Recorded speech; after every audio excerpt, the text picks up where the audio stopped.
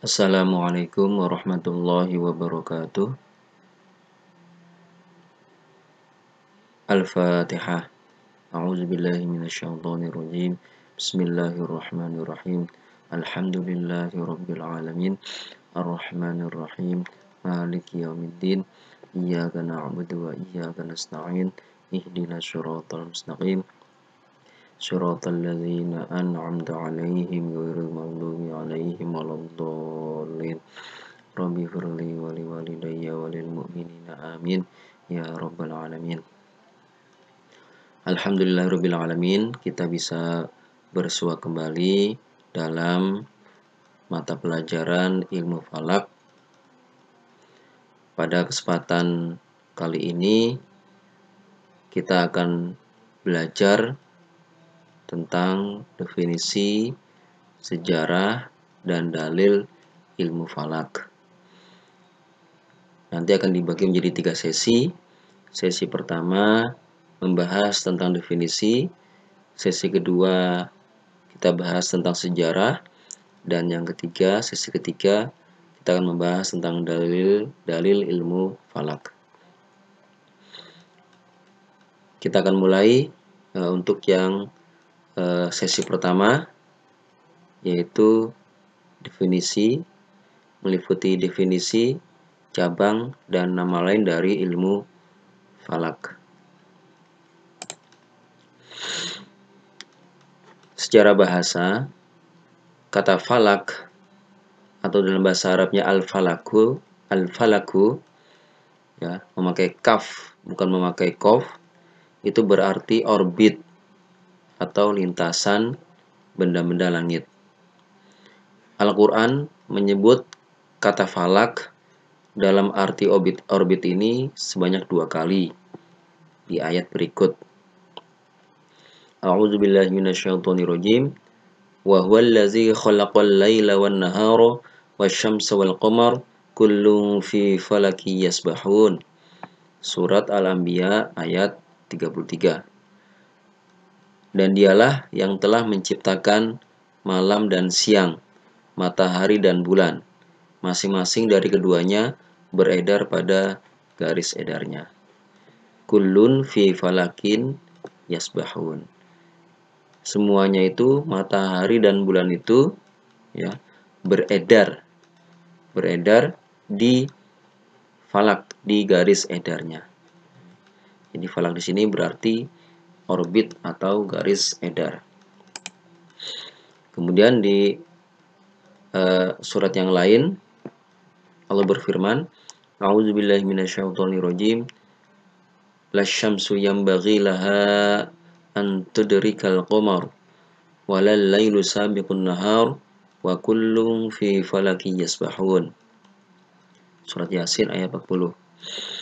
Tidaklah mungkin matahari mendapatkan bulan dan malam pun tidak dapat mendahului siang, dan masing-masing beredar pada garis edarnya. Senada dengan ayat sebelumnya, dengan ayat-ayat di surat tadi sebelumnya tadi, menggunakan kata falak yang berarti garis edar. Seperti itu.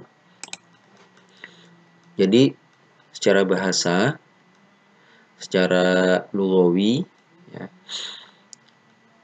ilmu falak berarti pengetahuan tentang orbit atau pengetahuan tentang garis edar benda-benda langit. Kenapa? Karena dalam ilmu falak ini kita akan membahas tentang orbit benda-benda langit, terutama yang terkait dengan ibadah umat muslim, yaitu sholat, kemudian arah kiblat, gerhana, dan awal bulan untuk puasa, untuk Idul Fitri dan Idul Adha, misalnya itu.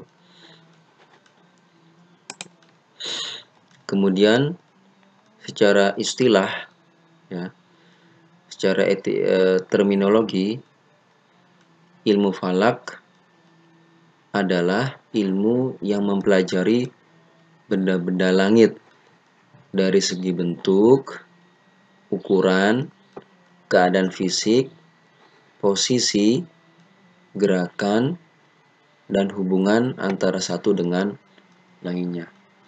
Jadi dari ilmu falak ini ada kaitannya dengan ilmu astronomi, ya, yang mempelajari tentang benda-benda langit. Nah, yang dipelajari dari segi apanya? Ada yang dari segi bentuknya, besar kecilnya, ya, ukurannya, keadaan fisik, terdiri dari material apa saja, posisinya berada di mana, jauh atau dekat, gerakannya seperti apa, dan hubungan antara satu benda langit dengan benda langit lainnya. Itu yang dipelajari di ilmu falak ini. Kemudian keterangan mengenai benda-benda langit tersebut dapat diketahui berkat penyelidikan dengan pertolongan ilmu astronomi. Dengan semakin berkembangnya ilmu pengetahuan, terutama ditemukannya alat-alat teknologi yang membantu manusia untuk mengeksplorasi dan menyelidiki benda-benda yang ada di alam semesta ini dalam jarak yang sangat jauh, maka itu sangat membantu sekali dalam proses perkembangan ilmu falak yang dibantu dengan ilmu astronomi ini. Jadi ada hubungan antara ilmu falak dengan ilmu astronomi, saling terkait.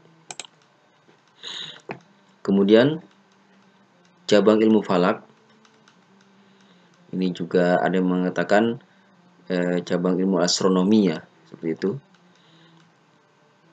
Ada astrometri, yaitu cabang astronomi yang melibatkan pengukuran, ya, metri, ukuran, posisi dan pergerakan bintang dan benda langit lain secara tepat. Jadi astrometri ini mempelajari tentang ukuran, posisi, dan pergerakan bintang. Ya. Diukur berapa jaraknya, berapa jauhnya, berapa tahun cahaya, ya. Itu menggunakan ilmu astrometri. Kemudian ada juga astromekanika, yaitu cabang astronomi yang menyelidiki keadaan gerakan. Kalau astrometri itu ukuran, jarak, ya, posisinya. Kalau astromekanika ini, gerakan, mempelajari gerakan benda langit seperti rotasi, lintasan-lintasan, perubahan-perubahan dalam gerakan-gerakan itu, dan hukum-hukum yang mempengaruhi gerakan-gerakan tersebut. Jadi mempelajari tentang gerakan benda-benda langit. Kemudian ada juga cabang yang disebut astrofisika, yaitu cabang astronomi yang menggunakan prinsip-prinsip ilmu fisika dan ilmu kimia untuk memastikan sifat objek benda langit tersebut. Ini dipelajari dari segi fisik atau material penyusunnya. Benda langit ini terdiri dari material apa saja, ya. Dari satu planet dengan planet yang lain biasanya berbeda susunan partikelnya. Ini dipelajari dengan menggunakan ilmu astrofisika. Kemudian ada juga yang disebut dengan kosmogoni, yaitu ilmu yang menelusuri tentang asal-muasal alam semesta. Jadi ini kosmogoni ini mempelajari tentang bagaimana alam semesta ini tercipta, bagaimana awalnya, seperti apa proses terjadinya alam semesta ini, kapan terciptanya alam semesta ini. Nah, ini menggunakan ilmu kosmogoni. Kemudian ada juga nama lain ilmu falak. Nama-nama lainnya ya dari ilmu falak disebut kosmografi. Kenapa disebut kosmografi? Karena ilmu falak ini berbasiskan catatan tentang alam semesta. Kosmos alam semesta, Grebe menulis. Jadi semua hal-hal yang terkait dengan alam semesta ini selalu dicatat, ya, dicatat oleh para ilmuwan sejak ribuan tahun yang lalu. Dicatat, kemudian oleh generasi berikutnya, catatan-catatan itu disempurnakan, kemudian diperdalam, kemudian diolah, dicari kesamaan-kesamaannya, sehingga dan mungkin juga dicari perbedaan-perbedaannya, sehingga lahirlah atau sehingga muncullah ilmu falak ini dengan nama lain kosmografi. Ilmu falak juga disebut dengan ilmu rost. Kenapa? Karena ilmu ini memerlukan observasi atau pengamatan. Ya, karena ilmu falak tidak hanya bisa dengan bayangan, membayangkan, ya, dengan merenung, tapi harus dengan pengamatan menggunakan mata. Bila tidak cukup, maka menggunakan alat bantu seperti teleskop, ya, dan lain sebagainya. Mengamati. Ya, ini ribuan mungkin ya, ribuan orang atau jutaan orang sejak dulu sudah mengamati keadaan alam semesta ini, sehingga dinamakan ilmu rost. Kemudian ilmu falak juga disebut dengan ilmu mikot. Kenapa disebut dengan ilmu mikot? Karena ilmu ini mempelajari tentang batas-batas waktu, al-mikot, batas waktu. Nah, kalau kita berada di bumi, maka ada yang namanya waktu, ya, ada yang namanya jam, menit, detik, tahun, hari. Itu kan terkait dengan waktu, karena keadaan benda-benda langit yang berputar pada porosnya dan juga beredar pada garis edarnya tersebut, sehingga menimbulkan atau berakibat adanya waktu. Kemudian ilmu ini, falak ini disebutkan dengan ilmu hisab, karena ilmu ini bekerja dengan kalkulasi matematika atau perhitungan. Jadi menghitung, ya, menghitung jaraknya, menghitung umurnya, menghitung posisinya. Nah, jadi disebut dengan ilmu hisab.